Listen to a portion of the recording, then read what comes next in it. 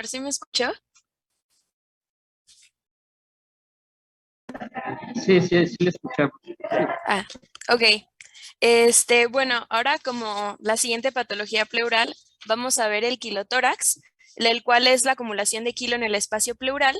Y bueno, el quilo es un líquido lechoso y opalescente que va a contener kilomicrones, triglicéridos y linfocitos, y que corresponde al líquido linfático de origen intestinal, que usualmente se va a transportar a la sangre por el conducto torácico en forma de kilomicrones hasta llegar a la vena subclavia izquierda. Y el quilotórax se va a formar cuando el conducto torácico se interrumpe y el quilo entra en el espacio pleural, como se observa en esta imagen. Em, ahora, listo. Según la etiología y clasificación, se va a dividir en no traumático y traumático. Respecto al no traumático, se divide en maligno, como lo pueden ser neoplasias o linfomas, y no maligno, como lo podrían ser insuficiencia cardíaca, síndrome nefrítico, cirrosis hepática, bocio intratorácico, amiloidosis, síndrome de vena cava superior, anormalidades congénitas del conducto torácico o enfermedades de vasos linfáticos. Por ciento de los quilotórax van a estar relacionados con un tumor que invade el conducto linfático torácico, y el linfoma va a ser responsable del 75% de los quilotórax asociados a malignidad. Respecto al traumático, se va a dividir en iatrogénico, es decir, como por cirugía, cateterismo o procedimientos de ese tipo, y no iatrogénico. Va a estar presente en el 25% de los casos, y la cirugía va a ser la causa más común, pues, de esta etiología, especialmente en las operaciones que movilizan la arteria subclavia izquierda. Traumatismos penetrantes en el tórax, como lo pueden ser heridas de bala o cuchillo, lesiones en el conducto torácico, pero los traumatismos no penetrantes también pueden producir este mismo síndrome.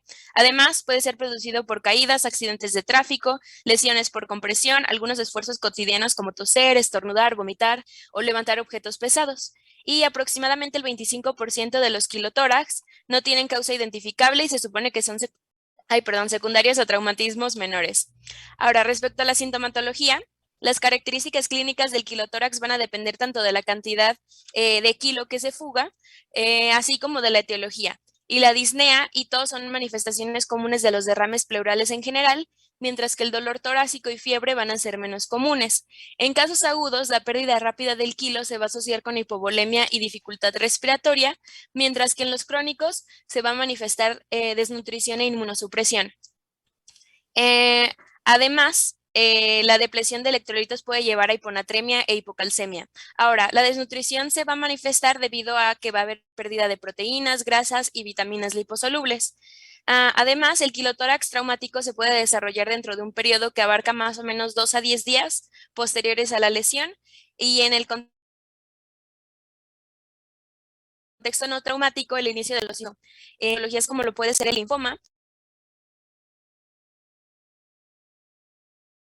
de una radio. Ahora, respecto al diagnóstico y de aspecto lechoso, sugiere pues el diagnóstico de quilotórax, y los derrames de ese aspecto pueden ser un quilotórax, pseudoquilotórax causado por niveles elevados de lípidos en derrames pleurales crónicos o por medio de un empiema. Pero pues para conocer la diferenciación vamos a tener distintas técnicas de diagnóstico que pues nos van a poder llevar el diagnóstico acertado respecto al quilotórax. Y bueno, el primer paso va a ser la centrifugación del líquido. Si el sobrenadante se aclara, el color blanco se debe a un gran número de glóbulos blancos que van a indicar un empiema, mientras que si el sobrenadante, es opalescente después de la centrifugación, se puede deber a un derrame quiloso o pseudoquiloso. Ahora, también los cristales de colesterol suelen reconocerse como estructuras romboides en los frotis del sedimento. Sin embargo, de ser posible, se puede añadir 1 o 2 mililitros de éter etílico líquido pleural, y si se aclara,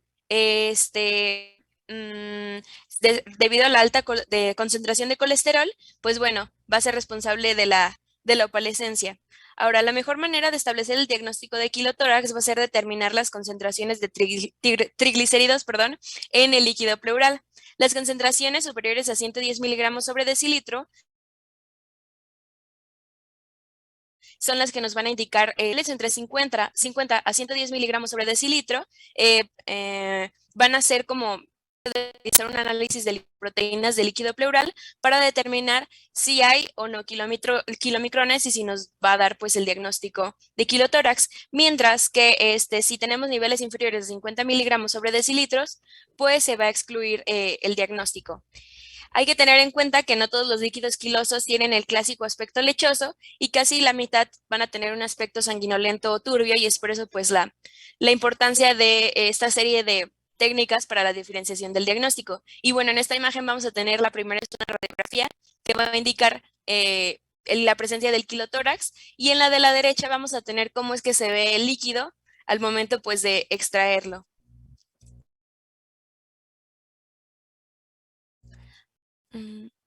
Ponme la anterior, por favor. Sí. Vamos a aprovechar la radiografía de tórax. No sé si alguien ve algo extraño en esta radiografía.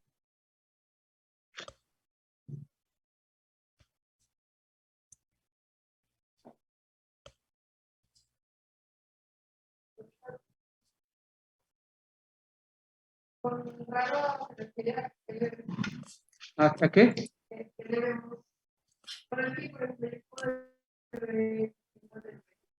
Sí, se ve el signo del menisco, eso está bien. Pero alguna otra cosa que llame la atención. El derrame.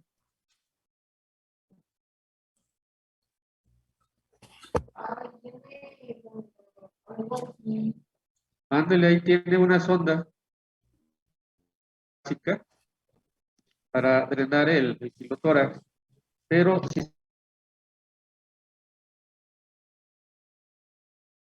sonda se ve que hay áreas más oscuras un poquito más arriba, que es aire, en tejidos blandos. Hay una fuga ahí en la sonda. Otra cosa muy importante que llama la atención es de que no hay desplazamiento del mediastino. Hay un derrame y no hay desplazamiento. Puede ser en primer lugar de que se puso la sonda, pero persiste un gran derrame a pesar de la sonda. Si no hay desplazamiento mediastinal, ¿en qué pensamos? En que pudiera ser una neoplasia, ¿verdad? La que está ocasionando este kilotórax. Puede continuar. Sí, gracias. Ahora, respecto al manejo, va a ser respecto a si es traumático o no traumático. Respecto al traumático, en este caso, los esfuerzos terapéuticos deben dirigirse a corregir la fuga en lugar de limitarse solamente a extraer el líquido. El defecto del conducto torácico suele cerrarse de forma espontánea si está causado por un traumatismo. Ahora, en el paciente disneico, el tratamiento comienza con la colocación de una derivación pleuroperitoneal o un tubo torácico, la formación del kilo, que incluyen la colocación del paciente en succión gástrica constante y el mantenimiento del reposo en cama. Y la mejor forma de suministrar flujo va a ser mediante la hiperalimentación parenteral. Ahora, en la mayoría de los casos, el drenaje va a ralentizarse o se detendrá los primeros 7 días tras la inserción pues, del tubo torácico. Y es probable que en el paciente se produzca lo que es desnutrición y linfopenia si se drenan grandes cantidades de linfa. Si el drenaje linfático no se detiene espontáneamente en 7 días, se va a proceder a la ligadura quirúrgica del conducto torácico. Ahora, la pleurodesis es una alternativa terapéutica que se va a reservar para los pacientes de bajo riesgo que no son candidatos a la cirugía. Y respecto a los pacientes con quilotórax no traumático, el tratamiento debe ser, si se sospecha de un linfoma intratorácico oculto, va a ser la inserción del tubo torácico, la colocación del tracto gastrointestinal en reposo y preservación del estado nutricional del paciente en alimentación parenteral. Y bueno, si la tomografía o radiografía de tórax muestran evidencia de un tumor intratorácico, el paciente se debe someter a una biopsia para este diagnóstico. Y en un paciente en donde pues ya se sabe o se tiene la certeza de que tiene un linfoma o carcinoma metastásico, el quilotórax puede tratarse con quimioterapia e irradiación mediastínica en previsión de que la fuga pues se vaya a detener. Y respecto a la pleurodesis, puede seguir siendo eficaz, y en el caso del clotórax secundario al linfoma, ha demostrado pues eso, la eficacia que tiene. Y además, la ligadura quirúrgica tiene menos éxito en un quilotórax que sea resultante a neoplasia.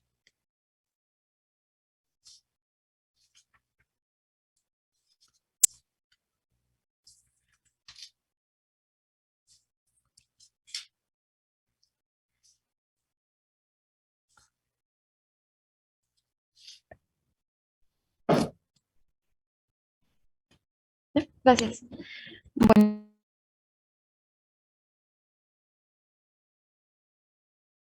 tórax es la presencia de líquido hemorrágico en el espacio pleural y puede ser debido a un traumatismo o por consecuencia de coagulopatía, ruptura de algún vaso sanguíneo importante, como puede ser la aorta o la arteria pulmonar. Los síntomas y signos van a variar dependiendo de la causa, el volumen y la velocidad de la acumulación.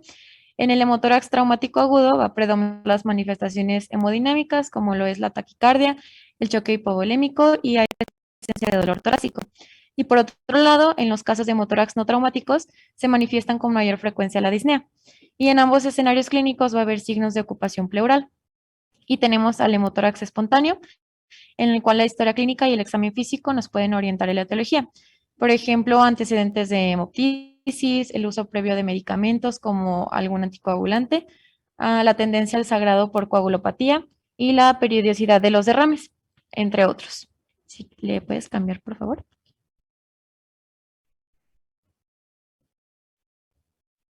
Gracias.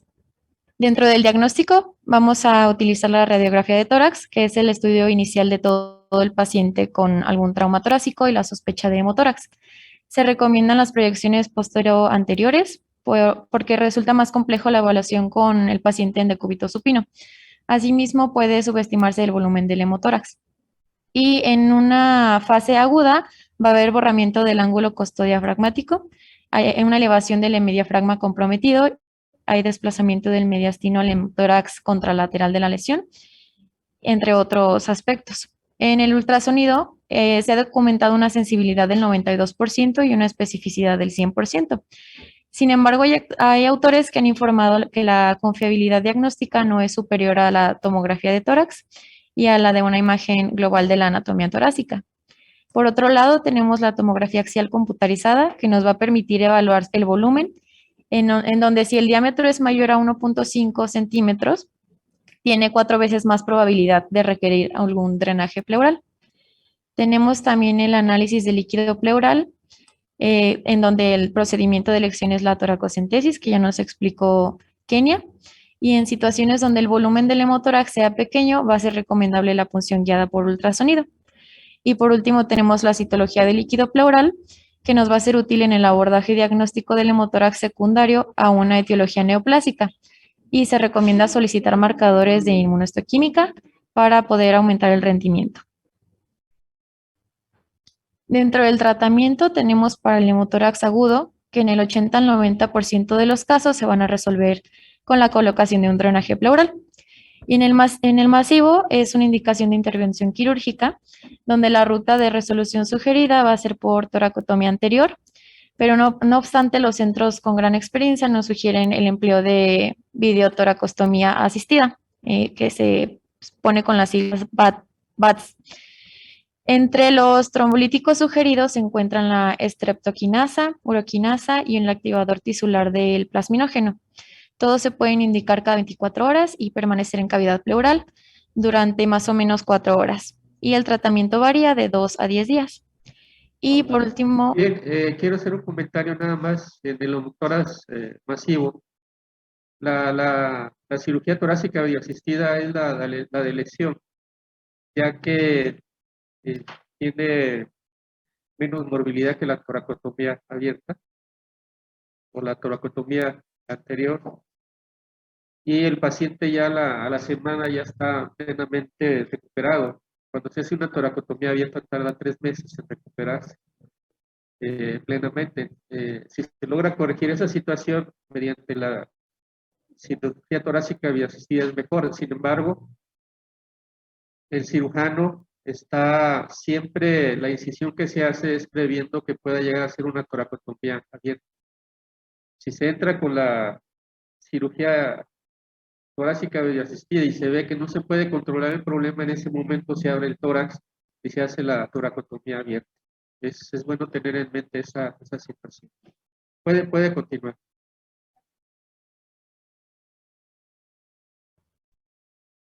Bueno, por último tenemos los antibióticos y la embolización, que se van a utilizar antibióticos para gram positivas y la embolización va a ser secundario a alguna anomalía vascular.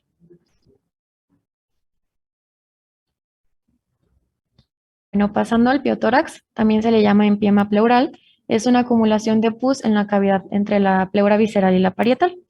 Tenemos fases del empiema pleural, que es la exudativa, donde se acumula líquido pleural estéril relacionado con un aumento de permeabilidad capilar por una liberación de diferentes citocinas.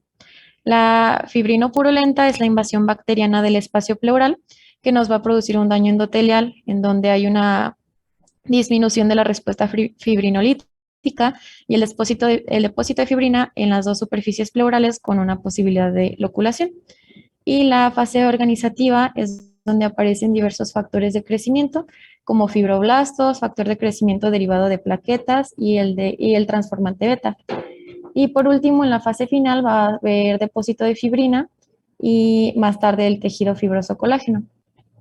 Estas tres fases van a ser realizadas de forma secuencial y progresiva.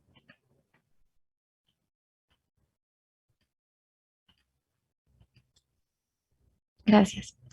Dentro de las causas tenemos que puede ser por alguna ruptura de un absceso pulmonar, bronquiectasias, algún infarto pulmonar, neumotórax espontáneo con alguna fístula broncopleural persistente, un quiste hidatídico y tuberculosis pulmonar, entre las más frecuentes. El diagnóstico va a ser a través de la práctica de la toracocentesis o también se puede hacer la auscultación con la que se identifica una disminución de los ruidos pleurales y se puede confirmar a través de radiografía de tórax, ecografía y análisis de líquido pleural. Dentro del tratamiento tenemos que es drenaje de líquido pleural infectado o pus y para su curación se administran antibióticos intravenosos. El tratamiento terapéutico va a estar dirigido al control de la infección por antibióticos y valoración de la indicación del drenaje torácico por toracostomía.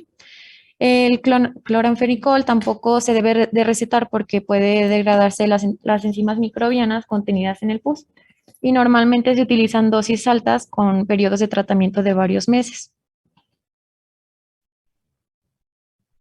Por otro lado, tenemos el fibrotórax, que es la secuela de un proceso inflamatorio intenso en la pleura y genera engrosamiento y fibrosis, lo que va a dificultar el paso de oxígeno al torrente sanguíneo y se denomina fibrotórax cuando afecta al menos la cuarta parte de la pared torácica. Tenemos que el factor transformador de crecimiento beta juega el papel más importante en el fibrotórax, que ocurre más comúnmente como complicación del empiema y del hemotórax y puede ser también visto en el lado de la tuberculosis pulmonar, enfermedades del tejido conectivo, uremia, radioterapia, asbestosis y medicamentos como los alcaloides ergo. Su diagnóstico más que nada es imagenológico y el tratamiento puede ser farmacológico con el uso de corticosteroides sistémicos o quirúrgico como decorticación. La paraconurimiasis, no sé si habíamos hecho un comentario sobre esa enfermedad, es una parasitosis, pero es un parásito que se ve en Asia. Te van a decir, bueno, ¿por qué lo mencionamos? Obviamente ahorita estamos en un mundo globalizado, pueden traer infecciones desde Asia hacia México y viceversa. Entonces hay que estar bien documentados en eso. Nos tocó ver el caso de un médico con paragonimiasis. Él hace buena cantidad de años que lo vimos aquí en Aguascalientes. Fue al mejor restaurante de Aguascalientes. Pidió unos camarones muy sabrosos, ¿verdad? Pero después empezó con tos, hemoptoicos, fiebre, diafuresis nocturna. Se pensó que podía corresponder a tuberculosis porque aparecen lesiones en vértices y cavitación. Salían vaciloscopías negativas, pero se hizo un estudio directo donde se encontró el parásito y se le dio el tratamiento. Ya investigando, fueron esos camarones que consumió en ese restaurante y siguiendo la línea epidemiológica, pues esos camarones se habían traído de Manzanillo y al parecer habían sido pescados donde una colonia de asiáticos vivía ahí y las aguas negras se vertían hacia el mar y se contaminaron esos camarones. Entonces, hay que tener en cuenta ciertas enfermedades raras para llegar al diagnóstico y el tratamiento. Que el fibrotórax en una persona joven se tiene que operar y se hace una decorticación, se quita lo que es el grosor de la pleura, se reexpande el pulmón y se queda corregido la situación, ¿verdad? Muy bien, si gusta continuar. Bueno, yo nada más de mi parte comentar que el fibrotórax se ha encontrado en relación con cáncer de pulmón.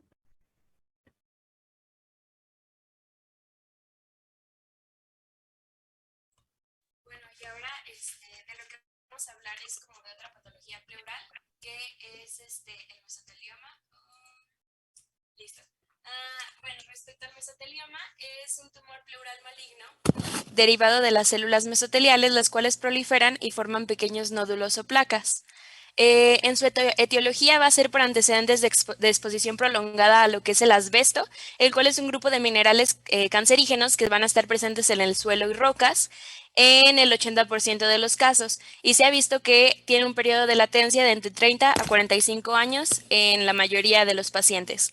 Respecto a su patología, en el estado inicial, las células mesoteliales tumorales van a proliferar y formar pequeños nódulos o placas que eventualmente van a coalescer, es decir, que se van a unir. Puede ocurrir un derrame pleural por la obstrucción de la circulación pleural y el subsecuente acúmulo de líquido que va a terminar constriñendo el pulmón. Y el tumor, perdón, tiene tendencia a invadir tejidos blandos de la pared torácica, así como parénquima, costilla, grandes vasos, esófago, corazón, diafragma, el espacio pleural contralateral en procesos pues ya avanzados, etcétera. Y pues ahí tenemos una imagen de cómo es que se ve en un dibujito. Y bueno, respecto a las manifestaciones clínicas, vamos a tener dolor torácico localizado, disnea que va a ser subsecuente al derrame pleural, fiebre, tos y pérdida de peso. Estos van a ser muy poco frecuentes, este tipo de sintomatología. Además, va a haber matidez a la percusión y ampliación y amplexación disminuidos, retracción del hemitórax con disminución de ruidos respiratorios e invasión mediastinal, disfonía o síndrome de vena cava superior. Respecto al diagnóstico, en la radiografía simple se va a poder observar un engrosamiento pleural difuso o nodular en el 92% de los casos, engrosamiento de cisuras interlobares en el 86% de los casos, derrame pleural unilateral en el 74% y pérdida de volumen del hemitórax afectado en el 42% de los casos. Además, el ángulo costodiafragmático puede encontrarse pues borrado. En la tomografía, perdón, se va a considerar el estudio de elección para la evaluación del tratamiento y se puede observar un engrosamiento focal o lobular con masa pleural, placas y nódulos en pleura que van a cubrir el pulmón, así como puede haber signos de invasión en el pulmón adyacente.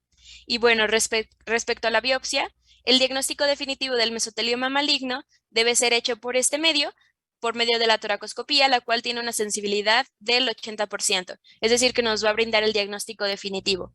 Y bueno, aquí tenemos ejemplos. La primera es una radiografía y la segunda es una tomografía de cómo es que se ve el mesotelioma. Y bueno, Pon el anterior, por favor. sí. Siempre me preguntan cómo se ve la pleura. Ahí está, cómo se ve la pleura en una póster anterior.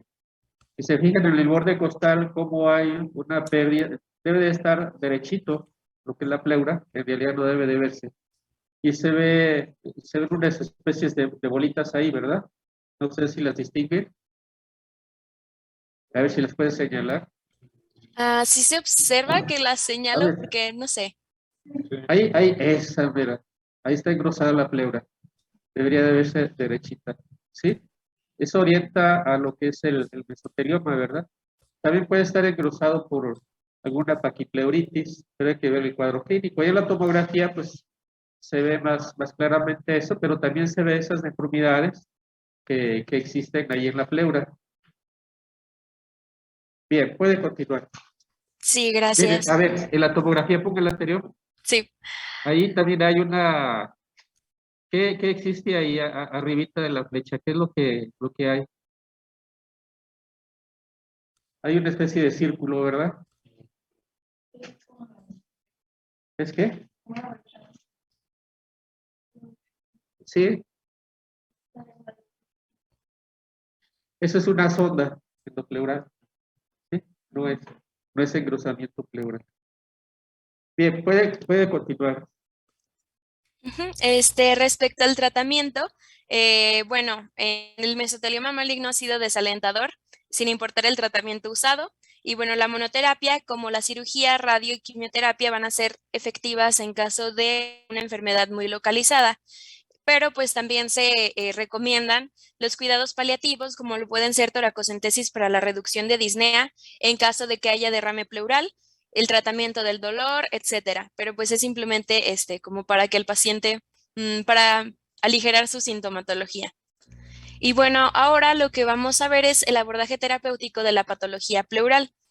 Lo primero ya lo habíamos como comentado un poco, pero pues vamos a ver en sí como más especializado respecto a la toracocentesis, la cual se define como la extracción de líquido pleural con fines que pueden ser tanto diagnósticos como terapéuticos, y va a ser una técnica sencilla, rápida, con alto rendimiento diagnóstico y complicaciones bastante escasas que a continuación vamos a decir. Respecto a la técnica, Yo creo que aquí nos quedamos, ¿sí? ok. Vamos a ver las técnicas diagnósticas. Acuérdense que hablamos sobre que íbamos a pasar un video de lo que es la toracocentesis y la aplicación de sonda. No sé si haya alguna duda hasta ahorita. Todo perfectamente explicado. Muy bien. Nos vemos el día de mañana.